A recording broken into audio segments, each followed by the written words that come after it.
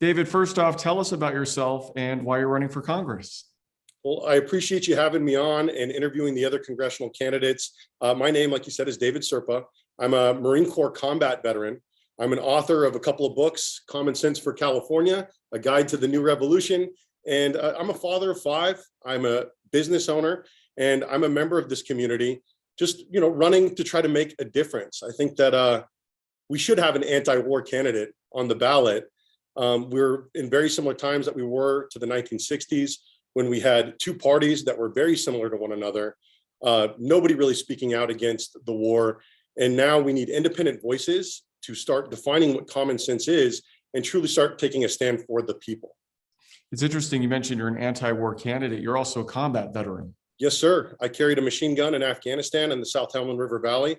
And I can tell you, I have a great deal of respect for warriors and the warrior class in general. I think that at the end of the day, and I tell people this all the time, I probably had more in common with the men that I was shooting at than the derelicts and cowards and hypocrites that continue to send people to wage violence on their behalf because they don't understand violence. And I think that we need more people who understand violence in decision-making positions, because then we're going to feel less comfortable legislating it to others, and then more comfortable spending some of that $900 billion annual war budget in our communities, doing things that are actually important to the American people. So let's talk about some of those things. What are the top three issues, David, that matter the most to you that affects our valley? And if elected, how do you plan to address that?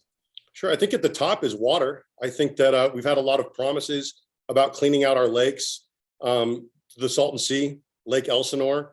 I think that if we started investing in desalination, we took the $14 billion that we spent in aiding Ukraine, and we just spent that money here. We can afford to put in 6 desalination plants and 1 nuclear facility, which would go a long way towards growing our food, bringing our energy costs down, and bringing our water costs down. I think that it's probably time that we start making California green again, start growing the food that we are consuming here, instead of importing it from other countries. Let's get Californians to work.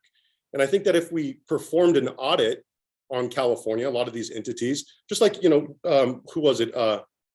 Angela Chin did an excellent piece on the Salton Sea.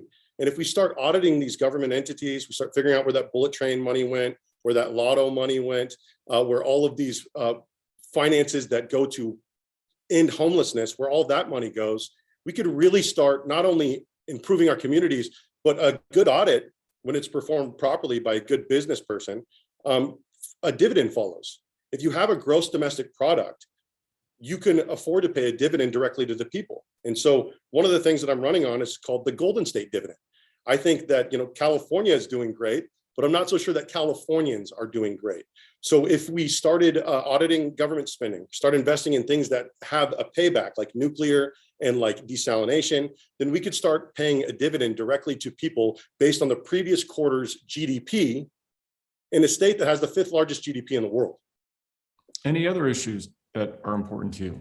Oh, I have tons of issues that are important to me, but really at the core of it is, if we continue to spend all of this money on war, and we've got Ken Calvert, who's a 30-year congressman, who sits on the Appropriations Committee as the ranking member of defense, which means that he's the one deciding who's getting paid with these defense contracts. He's cutting the checks, and he is the second ranking member on water and energy. And yet we're on the brink of World War III. We're on the brink of a civil war when our neighbors are not the enemies, and we're paying more than ever for energy. We're in a perpetual state of drought when we've got an 800-mile long coastline. I think that if we start moving away from the war narrative and towards how can we create a better home, a better community for, in our area. The kingdom of heaven is at hand. What are we doing on the other side of the world wreaking havoc? And there's one thing that I drive, there's 2 things that I drive past in our area, and that's homeless people and warehouses. And I don't think that we have a lot of problems that can't be solved by without looking inward and saying, what are our problems here? How do we get our house in order? What are the issues that are actually separating the left and the right?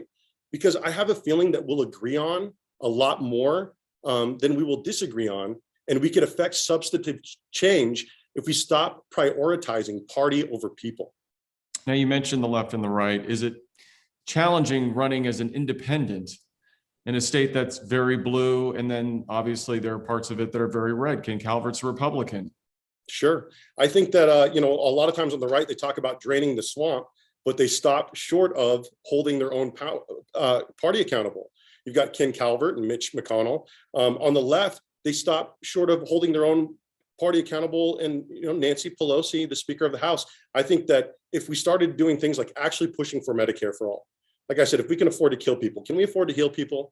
If we started holding our party and our individuals accountable, then then we could actually start getting things done. And honestly, it's refreshing.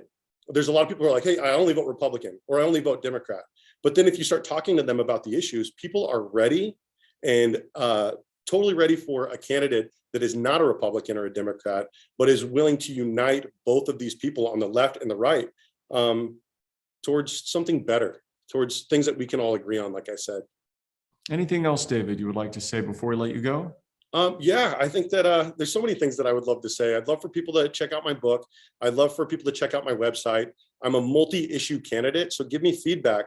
And finally, Peter, I would love for you to host a debate between all of us candidates, between Shrina Karani, Will Rollins, Ken Calvert, and myself, so that people could really intimately understand these people that they're sending to Washington.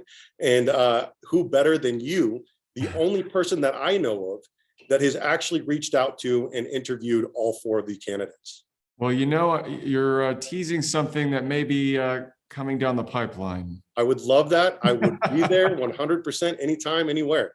All right, David, we appreciate your time. Thanks so much for joining us. Thank you so much, Peter.